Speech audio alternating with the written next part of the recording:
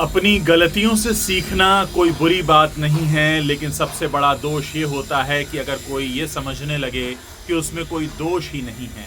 ये बात मैं यहाँ इसलिए कह रहा हूँ क्योंकि हमारे देश की एक बहुत सीनियर वायरोलॉजिस्ट हैं, डॉक्टर गगनदीप कांग। उन्होंने साफ तौर पर कहा है कि वैक्सीन खरीदने के मामले में भारत ने बहुत देरी कर दी है और इस वजह से हम इस मामले में काफ़ी पिछड़ गए हैं। Doctor Gagandeep Kang Supreme Court द्वारा गठित की गई मेडिकल कमेटी की सदस्य भी हैं और एक न्यूज़ रिपोर्ट के मुताबिक उन्होंने जो कहा है वो बात बहुत ध्यान देने वाली है। डॉक्टर गगनदीप कांग कहती हैं कि भारत ने इंटरनेशनल मार्केट से बड़े पैमाने पर कोरोना वैक्सीन खरीदने में देरी कर दी। मोदी सरकार ने वैक्सीन के क्लिनिकल ट्रायल के लिए कोई भुगतान ही नहीं किया और ना ही वैक्सीन के ऑर्डर पाने के लिए कोई एडवांस पेमेंट करने में दिलचस्पी दिखाई। इस रिपोर्ट के मुताबिक दुनिया के बाकी के देश पिछले 1 साल से जोखिम लेकर वैक्सीन खरीदने में जुटे हुए थे, लेकिन हमारी सरकार ने ऐसा कुछ नहीं किया।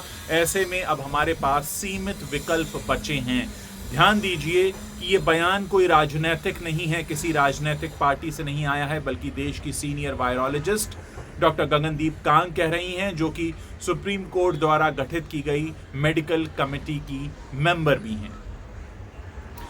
अब उन्होंने ये कहा कि भारत जाइडस कैडिला बायोलॉजिकल ई जैसी कंपनियों के पास जा सकता है जिनकी वैक्सीन साल के अंत तक आने वाली है। वो उनसे कह सकते हैं कि अपने उत्पादन में तेजी लाओ, ज़्यादा वैक्सीन प्रोडक्शन करो। अगर आपके ट्रायल सफल रहे तो हम सारी वैक्सीन खरीद लेंगे। अगर ये रणनीति अपनाई जाए तो एक हद तक इस गलती को फिर से ठीक किया जा सकता है। मैंने इस वीडियो की शुरुआत में भी कहा कि गलतियां सबसे होती हैं, गलतियों से सबक सब सीखते हैं, लेकिन गलती वो सबसे बड़ी होती है जब आप ये कहें कि आप में कोई दोष ही नहीं है, क्योंकि ऐसा कोई व्यक्ति है ही नहीं, ऐसा कोई तंत्र या सिस्टम है ही नहीं जो दोष मुक्त हो। हमने देखा कि अमेरिका ने इतनी तेज़ी दिखाई, उसके बाद भी वहाँ इतनी मौतें हुई, आबादी हमसे कम है। ऐसे में समझने की ज़रूरत यह है कि एक हद तक तो हमने काबू पाया, लेकिन जहाँ पर वैक्सीन की ज़रूरत थी वो कमी वैक्सीन ही पूरी कर सकती है, वहाँ और कोई रणनीति काम नहीं आएगी।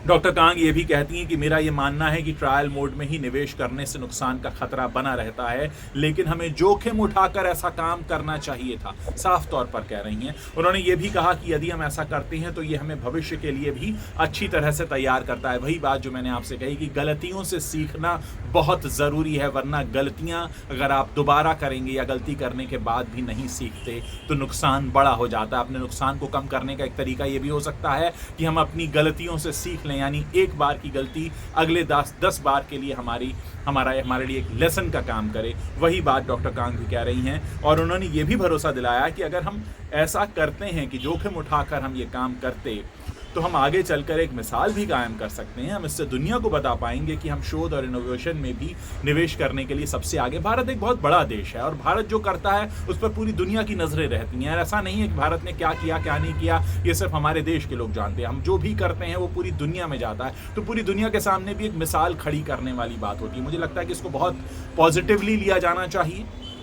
अक्सर गलतियां बताने वाला हमारा दोस्त होता है, हमारा मित्र होता है, क्योंकि हमारा हितैषी ही हमें बताएगा कि गलती हमसे कहाँ हुई है। अगर कोई ये कह रहा है कि आपसे गलती हुई है तो बुरा मानकर बैठ जाना या उसे ईगो पर ले लेना या उसे ये समझ लेना कि हमारा विरोधी है, ये उससे भी बड़ी मूर्खता होती है। आप लोग इस पर अपनी क्या राय रखते हैं मुझे ज़रूर बताइएगा। मुझे आपके कमेंट्स पढ़ने का इंतज़ार रहेगा।